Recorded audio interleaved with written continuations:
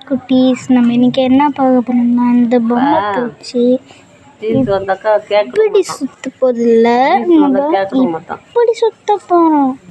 அதுக்கு நீங்க இந்த மொனை ஒரு பிளேனர் பொம்மை வாங்கினா இந்த பொம்மை தூச்சி நல்லா போஸ் கொடுத்து சுத்திங்கன்னா இதோ சுத்தம். கேமராவில் பாருங்க. ஓகே குட்டீஸ், நல்லா வீடியோ வந்துச்சா?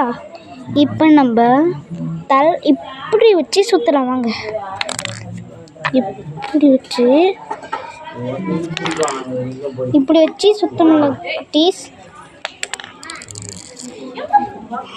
இப்படி வச்சு என்னால் சுற்ற முடியும்.